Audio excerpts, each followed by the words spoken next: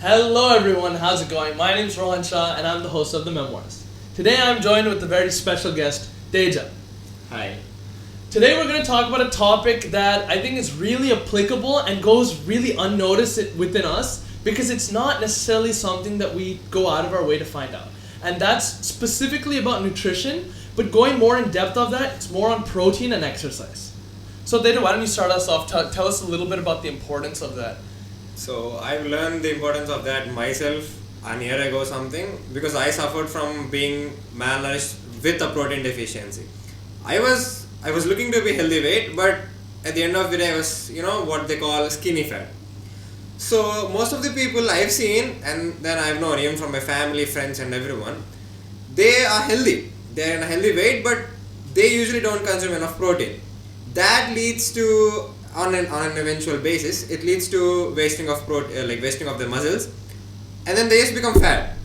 They just look normal, but technically they're fat. Yeah. They're weak. They don't have strength, and then when it's time for time to combat a serious disease or illness, they really don't have the nutritional or the basis in their body to actually fight that thing off. Yeah. Initially you lose a bit of weight, but and then you really don't have the strength to fight it off. Yeah. So I think it's really important to actually address that thing. Yeah, exactly. And I mean, kind of just building off of what he said, the importance of it is, and the thing is, the reason why this goes unnoticed a lot is because it's not something that has obvious symptoms to us. Like on our daily life, I can guarantee most of you guys are actually protein and energy malnourished. And like we were at some point, he was at some point. So it's like, that's something that really goes underrated. So kind of going off that, talk about the prevalence in like healthy individuals a bit more. In healthy individuals, I would say almost everyone that is actually not aware.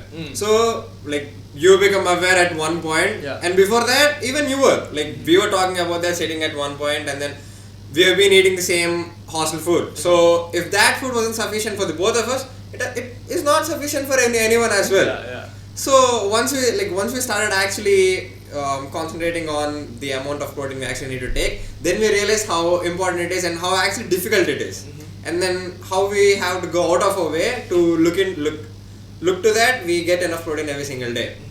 And then even in diabetics, when people say have more protein and exercise more, people just say think that adding one more egg and adding a little bit of dal would do the job, and then even adding a scoop of extra dal in our mess or any common food would do cut it off, but it really doesn't. Exactly. And I mean, that kind of goes into, again, playing to the Asian diet. The Asian diet's not really centered about protein. It's centered a lot about carbohydrates, rice, that thing. And once we started calculating our protein intake, and he's really big on the gym, and once he started going and tracking the calories, protein, we really got to understand how deficient the Asian diet is for us, and it really has screwed us over.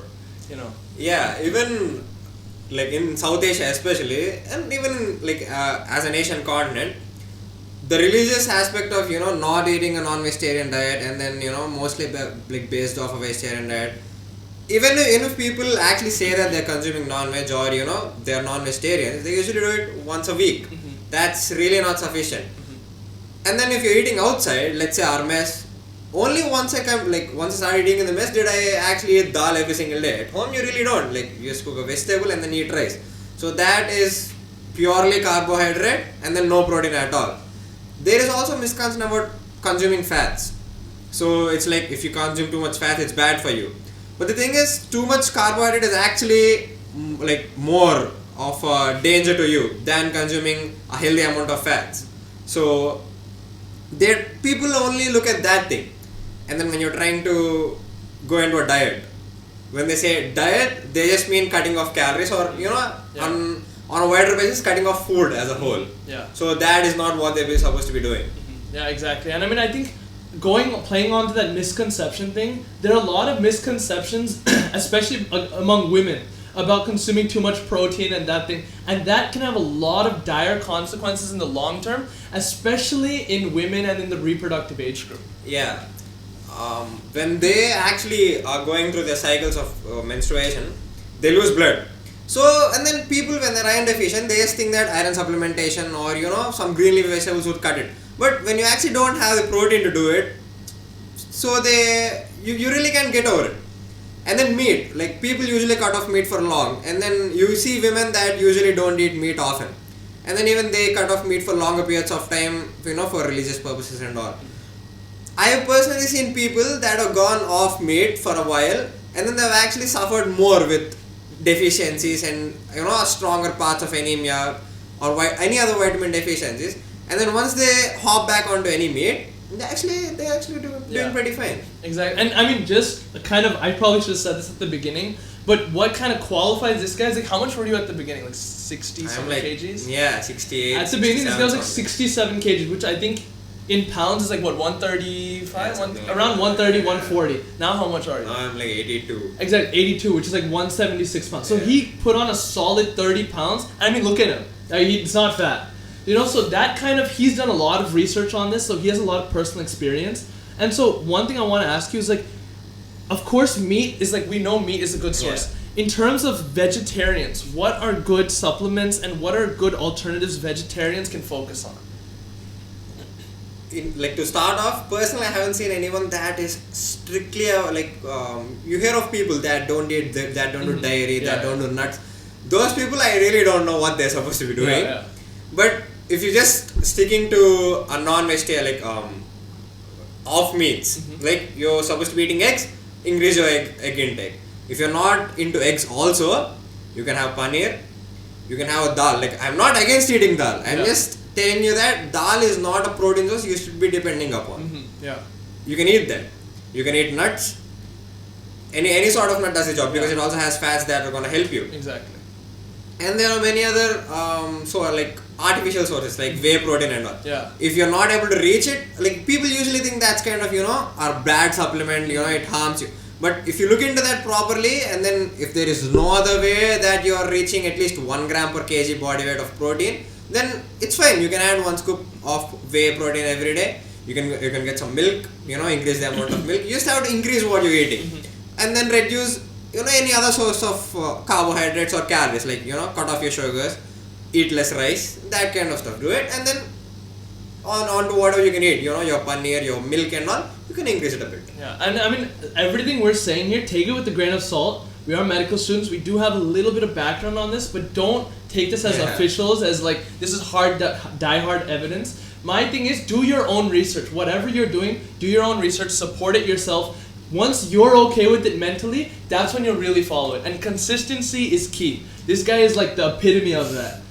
What we are saying is based on our personal experience and how we have been benefiting from that. And then, see, even when we tell that, even if I tell it to my own family, they are like, you shouldn't eat that many eggs, you shouldn't eat that much protein and all. But at the end of the day, when they get sick and then the doctor tells them, eat more protein, they're gonna do that. So.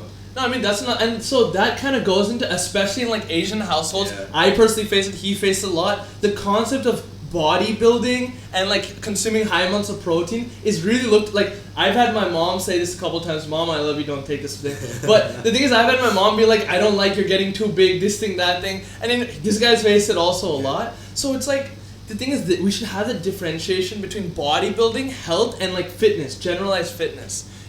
See, when you're fit, you don't really, build muscle. Like, once you actually go into the gym and pick up the weight, you realize how hard it is actually to, become one of those TV model kind of bodybuilder. That's not what I want to be also. That's not how I'm going to be with my kind of lifestyle also. Like, most of the people, let's say, who are going to watch this, they are students like us, and then maybe our parents, and then everyone has kind of a white collar job or is going into one.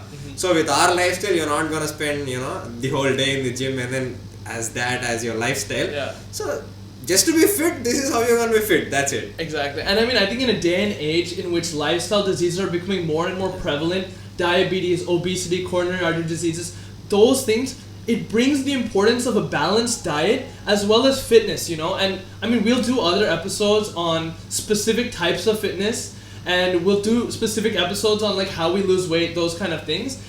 But I think this is just kind of a general overview on nutrition, and we did touch on some of the things you guys can do to increase your protein intake.